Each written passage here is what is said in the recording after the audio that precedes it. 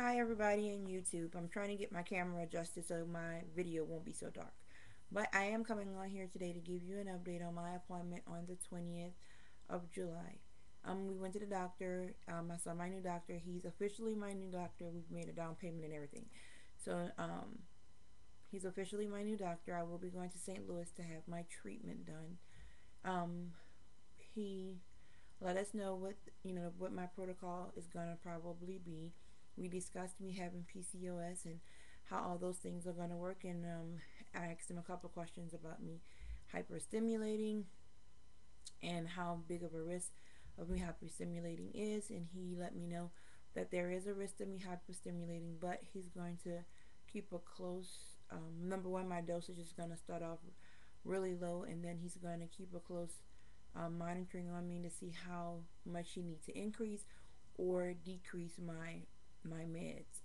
Um, Also, he let us know that by my husband having what they call retrograde ejaculation, that they're going to go into his vas, which is the thin tube between his testes, well, the thin tube where the sperm passes through to get his sperm, instead of trying to see if he'll be able to get a sample manually. So my husband will be having a minor surgery that day as well. He said he doesn't think he'll have to do the testes biopsy because of the fact that my husband does not have a low sperm count, so there should be some sperm there in the vas waiting to be aspirated.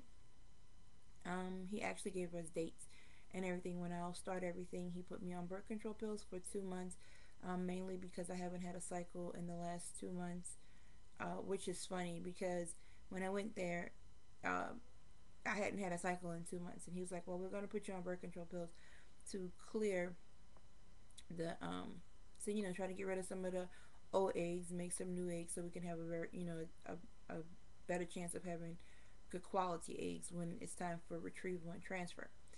And so he put me on birth control pills for 2 months. Well, then the nurse asked me, she was like, "Well, do you think you're gonna get a cycle on your own?" And I'm like, "No." I said, "I haven't had one, hadn't had any symptoms of going to get one." Um, so, she was like, "Well, you want me to run some blood tests to make sure?" And I was like, "Yeah, you can go ahead and run the blood test." I said, "But I'm quite sure it's going to show that nothing's going to happen. I probably can start my birth control pills as soon as I get home to fill a prescription." And she was like, "Okay." So then I called her the next morning. And I'm like, before she even called me back with the test results, and I'm like, my period came down um, on its own. And she called me back and she was laughing. She found it to be so hilarious that I got my cycle, and that I was so sure that it wasn't going to happen that way, and it did. So that was a little hilarious. Anyway, so he told me that he would only put two eggs back, no more than two. He tried his best not to uh, create too many multiple births, no more than two, you know, twins, if if that much. But if I was older, he probably would put more eggs back. But right now, he said I'm young enough. Everything seems like it checks out just fine. To whereas two should implant. We'll see what happens. Hopefully, it'll take the first time. If not, I am prepared to do a frozen cycle. Um, I'm really excited about everything because I start my Lupron shots on October 11th. I have to be in St. Louis on October 28th, and I'll be there for 2 weeks. Basically, I'll be there for all my stems and monitoring at that point. So I'll be off for like 2 weeks for that. So I'm really excited. I got some dates, and the biggest thing that I'm most excited about is the fact that I went through all these different doctors to see all these different things and talk to all these different people about trying to get my cycle started, and he threw me through so many hoops and so many tests. And I went to see this man one time, one visit, and he was able to give me all the insight that I needed and start me. This is what we're going to do, and this is how we're going to start everything. Unless a real big monkey wrench is thrown in our path, to hinder anything from starting, basically we're on target. So I'm pretty excited about that. He also let me know that no, that's not what I wanted to say. He When I went there to talk to him, I've always complained about how the doctors are not real friendly here, and how they just make me feel like I'm just another number, another dollar sign as a patient. But he didn't make me feel that way. When I went in and I talked to him, he laughed and he joked with us. He was serious about everything. He told us everything he needed to tell us, but he took the time out to actually get to know us.